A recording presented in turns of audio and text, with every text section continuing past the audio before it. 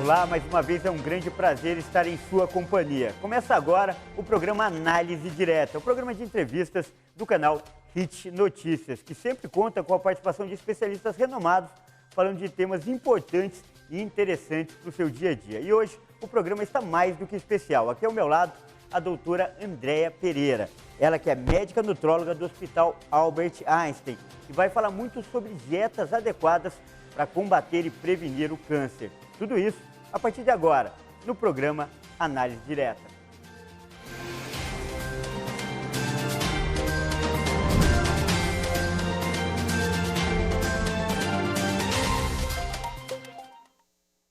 Nós estamos de volta ao estúdio da Hit TV em São Paulo, onde acontece o programa Análise Direta, o programa de entrevistas do canal Hit Notícias, que é exibido para todo o Brasil pelo canal Hit Notícias e mais 191 países pelo canal 1 Europa. E hoje o tema muito importante, o tema é saúde, principalmente o combate à prevenção ao câncer. Aqui ao meu lado, como eu já apresentei, doutora Andréa Pereira, uma especialista no assunto, médica nutróloga do renomado Hospital Albert Einstein. Primeiro, doutora, quero agradecer a sua gentileza por aceitar nosso convite e estar aqui dando essas orientações, essas informações tão importantes para os nossos telespectadores. Você é muito bem-vinda. Obrigada. Eu agradeço o convite, né? Olá a todos que estão em casa. É super importante a gente divulgar, né, informações, principalmente embasadas em ciência. Eu acho que isso é essencial. Com certeza. E aplicá-las para o dia a dia, né? Sim. Eu acho que é um mérito. Eu pesquisei o seu trabalho antes da gente conversar, para eu ter embasamento, e eu vejo essa sua preocupação. Ela é científica, como você falou, mas uma ciência de aplicação prática, no dia a dia. Isso que aproxima as pessoas, né, doutora? Não, com certeza, né? Eu acho que o importante do estudo científico é você poder abranger as pessoas no dia a dia. Né? A gente ter realmente uma aplicação prática para isso, né? E no câncer a gente tem vários estudos mostrando a importância da alimentação. E por falar em câncer, estamos no mês de outubro, onde é celebrada, né, a campanha Outubro Rosa, que é a campanha de prevenção ao combate, né, do câncer de mama, que aliás é a primeira causa de morte entre as mulheres. E você, como mulher e também como profissional, está bastante engajada nessa campanha, né, doutora? Sim, o Outubro Rosa, né, a gente deve falar de câncer de mama o ano inteiro, porque é o primeiro câncer nas mulheres, né, em casos novos por ano a gente tem cerca de 66 mil. Hoje é um câncer que, se descoberto no início, ele é totalmente curável, né? Então isso é importante. Importante passar essa mensagem de otimismo, né? Sim. Mas de cuidados, mas de otimismo. De cuidado. Então o ideal é você sempre fazer seus exames de prevenção, fazer o exame manual da mama, né? Tocar, se sentir alguma coisa, procurar o seu ginecologista e não deixar de fazer as mamografias anuais. Porque descobrindo o câncer no início, você tem uma chance muito grande de cura, né? Os tratamentos melhoraram muito, então esse mês é um mês para a gente pensar um pouquinho mais, mas não deixar de pensar ao longo do ano. E você falou uma frase que eu acho que deve ser um mantra. Quanto antes, melhor. Quanto antes, as chances são maiores, né? Sim, às vezes as pessoas falam, mas quem procura acha. Eu falo, quem procura acha cedo. Né? O exame não causa uma doença, né? O exame vai fazer o diagnóstico precoce. E para câncer, isso é super importante para você ter uma chance real de cura. Né? O câncer mais avançado, seja qual ele, né, qual for, ele vai ter uma chance menor de você curar, porque ele já tem, às vezes, espalhou para o resto do corpo. Então, se você pega, quanto menor o câncer estiver ali, mais fácil de você tratar e curar. Né? E isso a gente faz com prevenção, isso é com exame preventivo.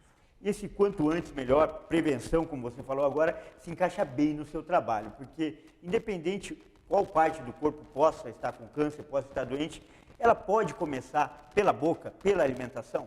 Sim, né? Quando a gente pega os fatores de prevenção ao câncer, né, 80% deles estão ligados à alimentação. Né? Então, o que a gente tem tanto da sociedade americana quanto da sociedade brasileira de oncologia? Né? Que nós devemos comer mais frutas, verduras e legumes, né? Ingerir menos açúcar e sal. Muitas vezes as pessoas lembram só do açúcar, mas o sal também, a gente acaba aqui no Brasil consumindo o dobro da quantidade recomendada por dia. Né? O brasileiro adora um sal, então isso é importante. Diminuir a ingestão de álcool, né? A bebida alcoólica também é um dos riscos aí de câncer. Né? Fora isso, os alimentos processados e ultraprocessados, né, eles também têm um aumento do risco de câncer, porque tem mais corante, mais conservante, mais sal, mais açúcar, então tudo, mais gordura, tudo isso acaba ajudando. e limitar a quantidade de carne vermelha. A carne vermelha não é que você deve deixar de comer, tá? Só se você quiser por algum outro motivo, mas tentar comer no máximo meio quilo por semana. Eu tenho falado isso ao longo do Outubro Rosa, mas as pessoas estão falando que pelo preço da carne já está difícil mesmo comer mais que isso. É verdade, é verdade. Então, isso nesse momento, as pessoas falam, não, a gente já está comendo menos. Fazer atividade física, tá? O sedentarismo também é uma causa de câncer, né? E junto com tudo isso, a gente tem essa parte nutricional da dieta equilibrada. As fibras também são super importantes para você diminuir risco de câncer. Elas estão presentes nas verduras, nas frutas e nos legumes e nos produtos integrais.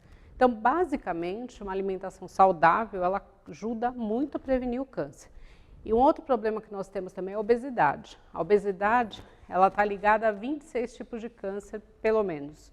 Então, hoje no Brasil, 25% da população tem obesidade, isso é cerca de 41 milhões de pessoas, e a gente tem visto ao longo dos anos o aumento dos casos de câncer associado também ao aumento da obesidade. Então, junto com a alimentação, que também ajuda a diminuir a obesidade, e a atividade física, a gente tem um conjunto aí para a prevenção do câncer.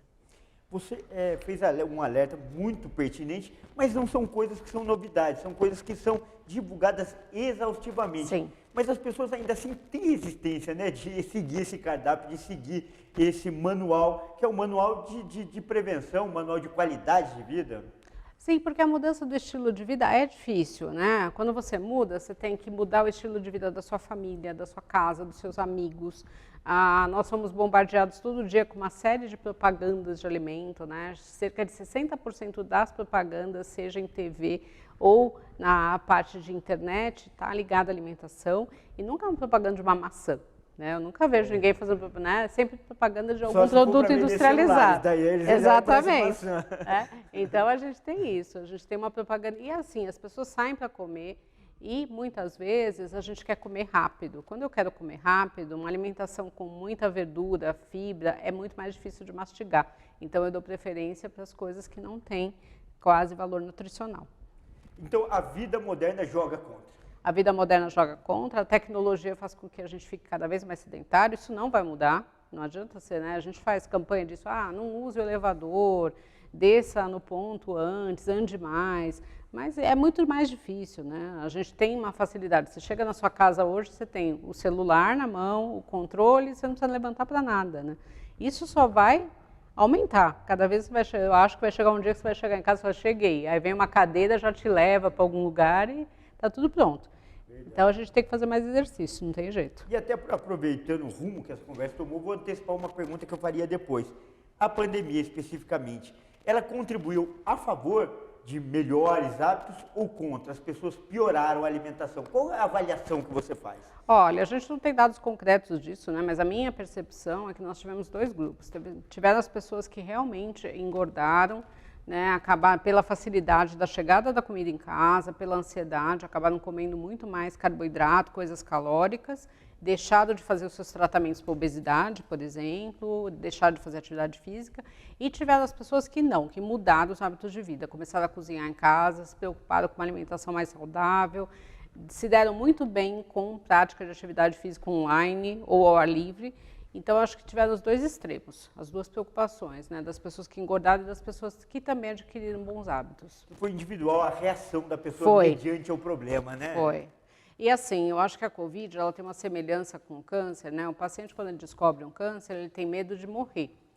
Olha, esse é o alerta, a iminência, né, da... Isso, porque ele pensa em morte, mesmo que você fale, não, seu câncer é curável, o que ele pensa? Ele pensa em morte. Então, é uma época, né, uma hora que ele está muito predisposto a mudar hábitos. E na Covid, muita gente teve isso. A pessoa falava, nossa, eu percebi que eu estava com mais risco de morrer por isso, então eu resolvi mudar meus hábitos para melhorar minha imunidade, por exemplo. Sob pressão mesmo, né? Sob pressão. E agora, aproveitando, falando diretamente do câncer, que é a sua especialidade, a dieta voltada para o câncer. Qual que é a dieta que você recomenda para a pessoa que ainda não tem câncer, mas que já está, vamos dizer, como você falou agora, sob pressão? Seja pela pandemia, enfim, por algum motivo, ou por conscientização mesmo. Ela quer ter uma vida mais saudável, ela quer diminuir esse risco. Qual é a dieta que você recomenda? Então, assim, o que é recomendado? Primeiro, eu acho que é muito importante você fazer o cálculo do seu índice de massa corpórea, né? Então, como que a gente calcula isso? Peso dividido pela altura ao quadrado. Se isso der maior que 30, você já está na obesidade. Então, você deve procurar algum centro para tratar a obesidade. Então, acho que isso é uma coisa básica. Junto com isso, fazer uma alimentação equilibrada, né? Com frutas, verduras e legumes. Isso dentro do prato saudável deve corresponder a metade do prato. Então, a gente deve colocar metade do prato de verduras e legumes, um quarto desse prato com carboidrato, que é o arroz, a batata, o macarrão, a mandioca, as farinhas, e o outro um quarto de proteínas, ou vegetais ou animais. Feijão, grão de bico, lentilha, quinoa, as carnes vermelha e branca e os ovos. Então, isso é um prato equilibrado, né? E dentro dos carboidratos, tentar usar também os produtos integrais. E fora isso, começar uma rotina de atividade física regular, isso é importante. Legal. E agora eu quero aproveitar e mostrar aqui, ó, ao meu lado tem esse livro aqui, Dieta do Equilíbrio, a melhor dieta anti-câncer, que é o livro escrito, né, pela doutora Andréia Pereira. No próximo bloco, ela vai falar mais sobre esse livro, que traz dicas muito importantes de alimentação, de prática de atividades físicas e olha só, até de como usar a internet para melhorar e para não piorar a sua dieta. Tudo isso a gente acompanha no próximo bloco. Não saia daí.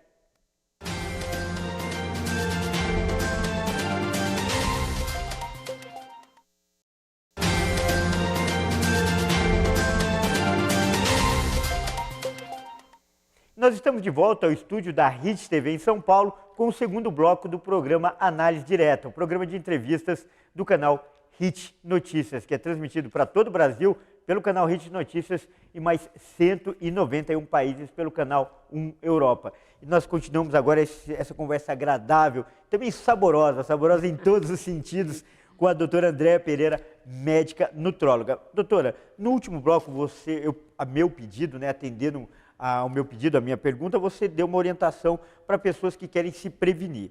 Agora, num caso mais grave, quando a pressão está maior, o câncer foi diagnosticado, qual a dieta recomendada? Muitas pessoas que podem estar assistindo, podem estar com esse problema em casa, podem estar até sofrendo com isso, e nada melhor do que ouvir uma especialista renomada como você para dar uma dica importante. Então, geralmente, durante o tratamento do câncer, né, pela própria doença e o tratamento, a pessoa tem menos apetite. Então, geralmente, o que a gente recomenda? A gente recomenda que a pessoa fracione a dieta, porque ela não consegue comer muito, além dela ter menos apetite, ela tem uma saciedade precoce.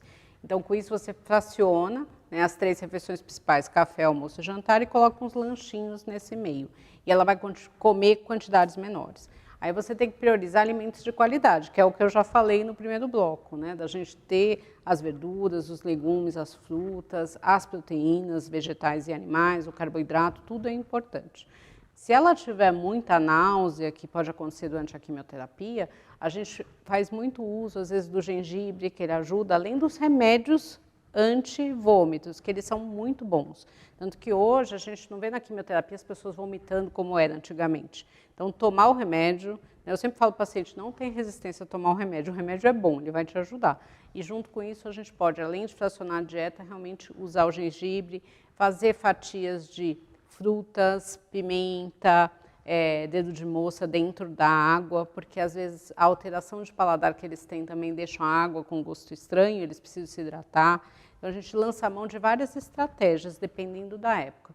A quimioterapia também pode soltar ou prender o intestino, então quando está solto a gente pede para comer mais fibra, quando está solto não, quando está preso, quando está solto a gente acaba às vezes restringindo um pouco a lactose, mas é muito variável, tem gente que não suporta com lactose, e aí você tenta, por exemplo, evitar alimentos crus, aí pede para comer as verduras mais cozidas, porque isso acaba melhorando para a diarreia. Então assim, você vai adaptando cada período do tratamento. E às vezes, né, também a pessoa não consegue comer de jeito nenhum, eu até falo disso no livro, a gente tem que lançar a mão da sonda, para colocar a dieta interal, que a gente chama, ou até uma dieta pela veia, que é a parenteral. Então, cada fase do câncer, cada etapa do tratamento, cada tipo de câncer vai ter uma peculiaridade. Por que a gente faz tudo isso? Porque eu tenho que evitar ao máximo a perda de massa muscular. Os estudos mostram que quanto mais eu perco massa muscular, pior é o meu prognóstico, eu tenho mais complicações da quimioterapia, tenho mais complicações se eu opero também, complicações da radioterapia, da imunoterapia, que é um tratamento super novo, a minha imunidade é menor, então eu tenho mais infecção, né? E eu tenho mais risco de morte. Então, a gente acaba fazendo muita avaliação da massa muscular e tenta priorizar a alimentação para que você não perca essa massa muscular. O que me chamou bastante atenção na sua resposta é que, por causa da doença do câncer, a alimentação acaba sendo um evento mais esporádico, mais especial e precisa ser aproveitado ao máximo, potencializado. Sim, a gente acaba priorizando muito a qualidade dos alimentos. Já que a pessoa vai comer menos, né, que ela coma alimentos de boa qualidade. Né? E aí você tem que ter um trabalho também de perceber o que a pessoa gosta de comer. Nos momentos de doença é muito comum você lembrar de alimentos que te trazem recordações. Legal. Né? Então as pessoas lembram do alimento que a avó fazia, que o avô, alguma coisa de festa. Né, isso traz um conforto. Então a gente costuma conversar isso com a pessoa, porque às vezes ela vai comer aquilo não por fome, mas porque traz uma recordação feliz. Então tudo isso tem que ser trabalhado. Então a refeição ela é importante, né, e muitas vezes eles ficam cansados porque a gente fica pegando no pé para eles comerem, a família fica pegando no pé. Então a gente vai falando, não, mas tem essa importância, por que você tem que comer, a gente tem que evitar a perda de massa muscular, vai melhorar o tratamento. Então, realmente a comida acaba se tornando algo importante ao longo do tratamento, todo mundo comenta. Mas eu gostei muito da sua abordagem aí da história, porque ela faz parte do conceito mais moderno de medicina, que é humanizar o tratamento. E a gente que trabalha com nutrição, a gente não é uma consulta rápida. Você tem que ir lá, você tem que entender, por exemplo, alguma coisa que é essencial para a pessoa. Sempre você tem um alimento que é preferido, alguma coisa que você quer. Tem uma história, né? Tem. Uma história alimentar, né? Porque o ser humano ele não come só para manter necessidade fisiológica, né? Tem todo um aspecto emocional, religioso, né? Social, econômico com a alimentação. Todas as nossas festas têm comida. Então, você vê alguém não comer, é algo que incomoda muito, tanto a família quanto a equipe, né? O paciente, ele é o menos incomodado, porque ele não tem apetite. Ele fica incomodado de tanto que as pessoas falam. Mas, assim, é importante no tratamento. Então, tudo isso tem que ser entendido. Outra coisa que você alertou, aliás, enfatizou até, é a perda de massa muscular, que é um problema e até um parâmetro para saber se a doença está ficando mais grave ou não, né? Um parâmetro para o tratamento. E no combate a isso, para enfrentar esse problema, parece que você tem desenvolvido um trabalho também, referência com a curcumina, né? Uma substância que faz parte, ou é oriunda da curcuma, que é uma planta, que é encontrada no açafrão, bastante conhecido das pessoas, né? Queria que você falasse sobre essa substância, sobre esse trabalho.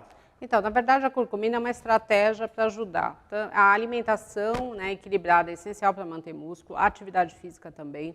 E aí tem estudos interessantes com pacientes que perdem muito peso, de você usar cerca de 4 gramas de curcumina para você melhorar a massa muscular. Isso já tem estudos que comprovam isso cientificamente. Já é usado nos atletas, a gente puxa muita coisa da medicina esportiva para o câncer, né? Nos atletas começou a ser usado nos pacientes. A curcumina já era estudada antes, principalmente em tumores do trato gastrointestinal, porque ela tem um aspecto anti-inflamatório, antioxidante, então ela também melhora a resposta ao tratamento. E agora tem até profissionais dando curcumina para melhorar dores articulares, que podem ser também uma complicação, um efeito colateral do tratamento do câncer. E como têm sido as pesquisas que vocês têm feito com essa substância? Parece que são com pacientes com problemas de câncer no estômago, câncer no aparelho digestivo. Queria que você falasse um pouco e dos resultados também, né? Sim, então os pesquisadores têm estudado isso já há um tempo, né, dos tumores do trato gastrointestinal, esôfago, estômago e intestino. Então é exatamente isso, esse efeito antioxidante, anti-inflamatório da curcumina acaba melhorando a resposta ao tratamento.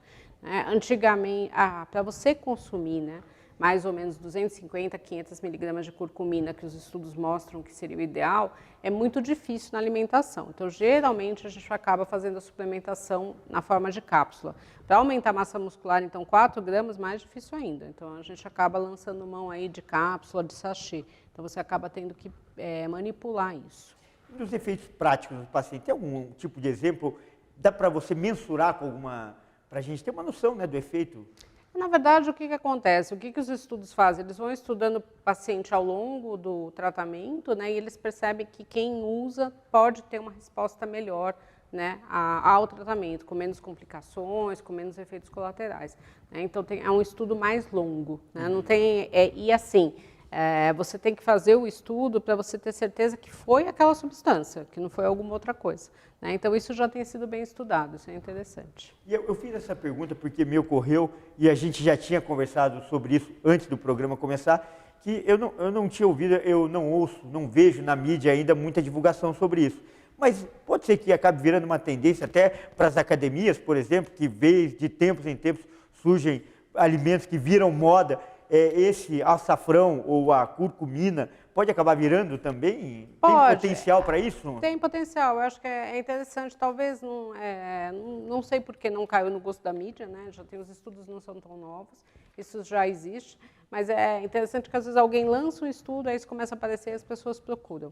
Né? Mas lembrar que não é só ela, né? Você tem que ter todo um tratamento, tem que fazer atividade física, tem várias coisas envolvidas nisso. Isso também foi pertinente, essa lembrança, porque as pessoas elas têm um prazer, um apego a fórmulas mágicas, a poções mágicas que vão resolver todo o problema, né? Vou tomar uma cápsula de curcumina, não preciso fazer exercício, não preciso comer direito. Não já estou saudável, bonito, forte. É algo a mais. Isso não existe, né, doutora? Não, isso não existe. Agora, além de eficiente, essa substância também é barata, é importante ressaltar isso, né? Sim, ela é uma substância que não é cara, né? Antigamente a gente tinha que importar, não tinha no Brasil, mas hoje a gente tem no Brasil, então é mais fácil. Né? É comum, às vezes, o paciente já chegar com a prescrição do próprio oncologista. O oncologista acaba prescrevendo para ele. Legal. Agora eu vou pegar aqui de novo e mostrar para a câmera o livro da doutora Andréia, a dieta do equilíbrio, a melhor dieta anticâncer. Está aqui na minha mão. Queria que você falasse um pouco como surgiu a ideia de escrever esse livro e desse um briefingzinho do que ele aborda, qual é a abordagem que você faz desse livro. Então, na verdade, eu trabalho com oncologia e hematologia há quase 10 anos. Então, a maioria dos livros que a gente tem anti-câncer, eles são livros baseados em experiências pessoais. Então, eu tive câncer e aí eu conto no livro o que eu fiz de pesquisa na internet para descobrir qual a alimentação, mas ela não tem um fundamento científico. Então, a ideia do livro foi criar capítulos, né, que pegam toda a jornada do paciente com câncer, da prevenção até a cura, com estudos que têm comprovação científica. Então, a gente fala da alimentação, mas tudo que é falado no livro tem uma comprovação científica, tem um estudo por trás. Né? Porque o que acontece? A maioria, às vezes, da informação que a pessoa tem da dieta ou dos alimentos, ela não é uma informação real, a gente não tem comprovação. Né? Alguém colocou que durante o tratamento do câncer ele usou tal coisa e aquilo ajudou, mas é uma coisa para ele, que talvez nem tenha sido isso que funcionou, pode ter sido. Então, tudo que eu coloquei são informações embasadas em ciência mesmo. Legal. E no terceiro bloco nós vamos aqui, entrar no livro, vamos mostrar os capítulos do livro aqui, especialmente esse, aqui eu vou mostrar os capítulos, nós vamos mostrar o capítulo especialmente dedicado à internet, que é um erro muito comum que as pessoas cometem hoje. Vão buscar soluções da internet ao invés de falar com um especialista como a doutora Andréia. Então, no terceiro bloco, ela vai dar mais detalhes sobre esse livro, especialmente sobre esse capítulo que é dedicado às redes sociais. Não saia daí.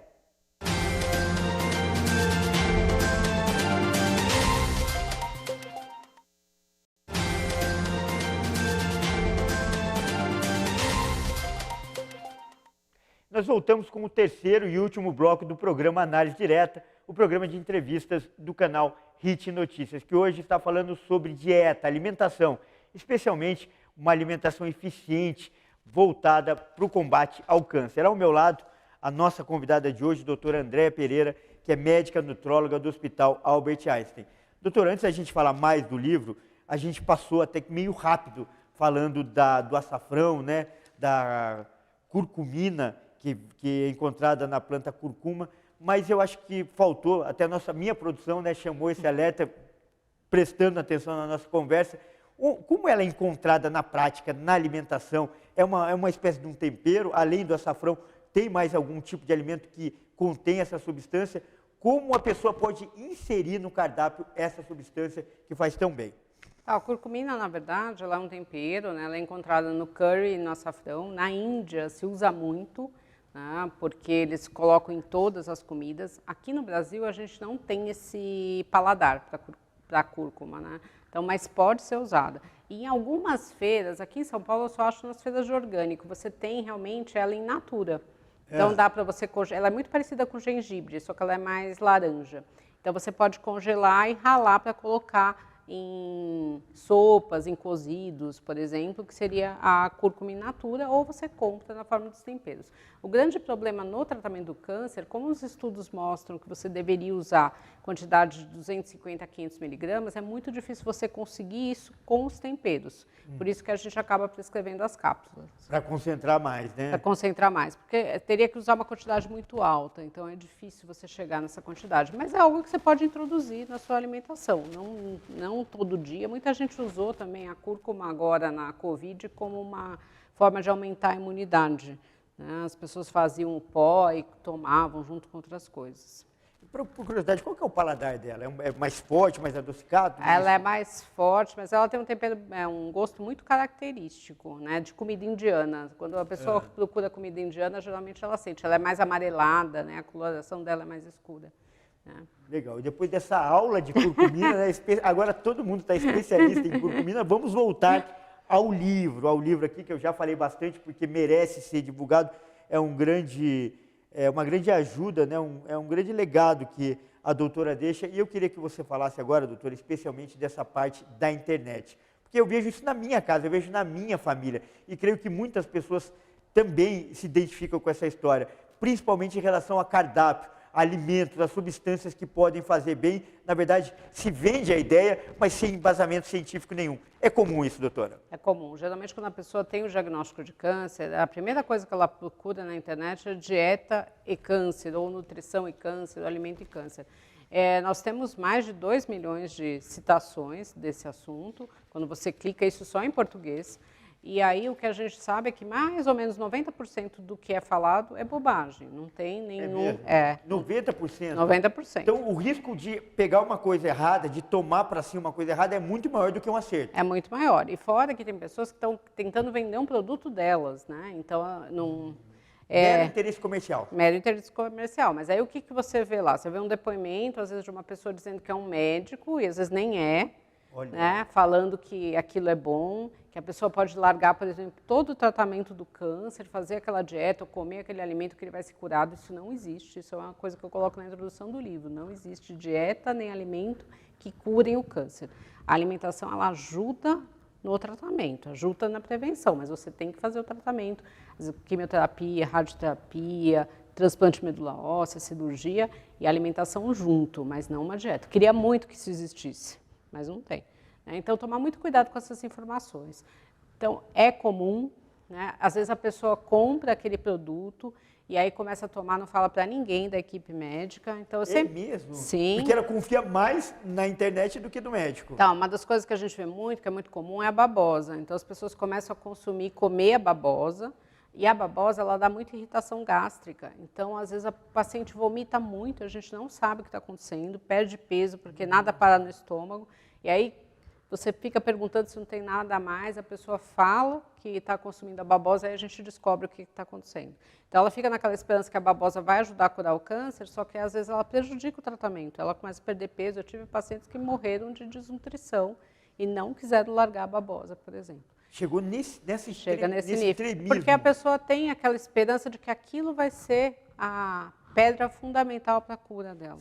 São duas coisas que eu ia salientar. Primeiro, o interesse escuso, a maldade mesmo de quem faz isso, já contando com a carência da outra pessoa que está do outro lado e quer uma Sim. cura a qualquer custo. Então, se une essas duas partes, o interesse comercial com uma carência, até um desespero, que é legítimo, porque ninguém quer Sim. morrer. Então, funde-se as duas coisas e está feita uma fórmula aí muito perigosa. Então, assim, o que eu falo? Você achou uma informação na internet? Os estudos mostram que você procurar informações sobre o seu tratamento é benéfico. Isso diminui a ansiedade, isso mostra que você está engajado no seu tratamento, tem mais adesão. Porém, você precisa ter certeza que essa informação é correta. Então, ou pergunta para alguém da sua equipe, ou entra em sites, por exemplo, da Sociedade Brasileira de Oncologia, Muito Sociedade Americana de Oncologia, hospitais, né, centros oncológicos, vê se tem aquela informação ali. Né? Vê se tem um artigo científico relacionado àquela informação, de preferência mais que um artigo, né? Mas sempre pergunte antes de começar a usar. Porque às vezes você interfere no tratamento e, em vez daquilo ajudar, piora a sua resposta. Sempre pergunta e sempre leva a apreciação do médico, né? Para Sim. ele também avaliar, Sim. né? E hoje, assim, a gente tem muito atendimento multiprofissional em câncer. Então, se você não tiver, por exemplo, o médico vai demorar, só vou ter consulta daqui a 15 dias, pergunta para a enfermeira, pergunta para a nutricionista. Sempre tem alguém lá que vai te dar uma informação correta. Correto. E você falou da babosa, citou, né? Tem outros, já aproveitando para desmitificar, que são famosos e é importante as pessoas ficarem atentas, ocorrem outros exemplos? A gente ouve muito a dieta cetogênica, né? Em 2017, eles fizeram um trabalho com mais de 500 estudos mostrando que a dieta cetogênica não ajuda no câncer. E mesmo hoje em dia, a gente ouve pessoas que abandonam o tratamento para fazer dieta cetogênica na esperança de se curar. Dietas muito restritivas, né? As pessoas deixam de comer tudo. Carne vermelha, açúcar. Outro dia eu vi a paciente deixou até de comer peixe. Né? E aí acaba ficando tão restrita a alimentação, não tem o que ela possa comer. Glúten, lactose, o pessoal tira tudo da dieta. Né? E aí começa a perder massa muscular, tem desnutrição muitas vezes, você acaba morrendo em consequência da desnutrição. Então, tomar muito cuidado com isso. Por isso que até o livro chama Dieta do Equilíbrio, porque eu posso comer de tudo. Eu não preciso restringir para eu curar ou para eu prevenir o câncer. Você lembra de exemplos práticos de pacientes, obviamente respeitando o anonimato, a identidade, mas de histórias que foram comprometidas, tiveram tratamento comprometido, pacientes seus por causa disso? Você lembra de alguma história que pode ser como exemplo? Nós tivemos uma história famosa que foi divulgada nas mídias, né, de um jornalista que largou o tratamento do câncer para fazer a dieta cetogênica. Né, e ele acabou morrendo em consequência da desnutrição. Né, até as pessoas viam ele antes da dieta e depois, o quanto ele ficou desnutrido, emagrecido, né, e acabou morrendo. Então, assim, acho que é mais um exemplo que mostra que seria ótimo, porque eu sempre falo, eu acharia maravilhoso que uma dieta curasse o câncer, mas isso não acontece. Então, infelizmente, a gente vê isso. As pessoas ficam iludidas que isso vai funcionar, que determinado alimento vai funcionar. Às vezes abandonam todo o tratamento, às vezes é um câncer completamente curável, volta depois de 6 meses, o câncer já espalhou. Porque você, ao longo da dieta, você vai percebendo que não está curando o câncer. Então, com isso, aí você volta e às vezes já não dá mais tempo de te curar. Então, tomar muito cuidado. Às vezes, há alimentos que podem interferir diretamente, né? A babosa, por exemplo, que é muito irritante, a pessoa toma a medicação, a gente tem muita quimioterapia que é oral, que não é endovenosa, e a pessoa acaba vomitando e aquilo não funciona também. Então, tomar cuidado, né, para ver. A alimentação é um aliado, sim, mas a gente tem que conversar sempre com a equipe oncológica, isso é importante. E essa história sua só reforça, mais uma vez, que o tratamento tem que ser multidisciplinar, não é só uma área. Tem que ser a parte química do tratamento do câncer, a parte da dieta e também a parte emocional, psicológica, também muito importante, né, Sim, doutora? a gente geralmente tem os psicólogos nos centros oncológicos, a gente trabalha muito também com o fisioterapeuta, com o educador físico, né? A gente sempre conversa com o oncologista também. Então, assim, toda a engrenagem, eu falo que é uma engrenagem, né? Toda a engrenagem é importante para que tudo funcione direito. E a gente quer que melhore, o paciente melhore. Com certeza, é uma vitória de todos. Sim, uma vitória com de certeza. Todos. E você citou também essa prática de até falsos médicos se apresentarem na internet, fazendo a venda dos produtos, indicando substâncias. Como que é a fiscalização? O conselho, principalmente, é atento a isso, até para as pessoas que desconfiarem, denunciarem. Como é que é essa fiscalização? Assim, primeiro você precisa ter uma denúncia no conselho, né? Tem departamentos dentro do conselho que investigam coisas que são faladas na internet. Mas o conselho responde por médicos, às vezes a pessoa não é médica, né? Então você não tem como julgar. Então, o que eu sempre falo? Se você percebe que tem algo errado, denuncie, isso é importante. Mas são muitos vídeos, né? Imagina, a gente tem quase 2 milhões de citações de nutrição e câncer. Isso é complicado. Então, né? Exatamente. E é interessante porque o site de busca ele é diferente para cada um. Não é? Então, às vezes, o que você achou lá, o outro não acha e vai por aí vai. Porque é de acordo com o perfil, né, de uso das buscas, né? Então, assim, às vezes essa pessoa procura em português, mas aí resolve procurar em inglês, resolve procurar em espanhol, é um universo. São os algoritmos, né, que vão traçando o perfil, fazendo cruzamento de dados. Então, o que eu acho que é importante a pessoa fiscalizar aquela informação. Ela viu a informação, achou interessante, e ela vai procurar para ver se ela é real. E para não parecer que a gente está só criticando, demonizando a internet, tem fatores positivos. Eu vi você falando, e também me chamou a atenção, que eu vou pescando as coisas que você vai falando, que essa busca mostra que a pessoa está interessada no tratamento. Então, como ela pode, para essa pessoa que está interessada, usar a internet em favor dela? É isso que eu acho, assim, você pode pesquisar tudo, isso mostra, eu sempre falo que o conhecimento empodera o paciente, né? Antigamente a gente tinha aquela coisa do médico dar o conhecimento, hoje os pacientes chegam muito mais antenados no que está acontecendo, a internet ela é muito abrangente, ela é muito democrática, ela permite que você pesquise, eu estou vendo, eu vou tratar desse jeito, deixa eu ver o que acontece, né, para você entender melhor, mas você sempre tem que pesquisar se aquilo é correto, porque a gente sabe que tem muita coisa errada. Então, assim, o que os estudos mostram? Que a hora que você pesquisa, você tem um controle maior da sua ansiedade para tratar, e isso faz com que você tenha uma adesão maior ao tratamento, porque você está entendendo o que está acontecendo com você. Porém, você tem que ter certeza que aquela informação é real. E aí, nesse caso, você tem que perguntar para o especialista, ou entrar num site sério de uma instituição educacional, ou de um hospital, ou de um centro oncológico, para você ver se aquilo realmente está lá, né? Se eles estão indicando. Se não está lá, se eles não estão indicando, é que realmente não funciona, né? Porque tudo que funciona a gente indica. E essa palavra empoderamento também é marcante na sua apresentação, é um pilar do seu trabalho, né? De proporcionar esse empoderamento do paciente. Sim. É uma filosofia também que me chamou a atenção, eu gostaria que você falasse disso para a gente finalizar.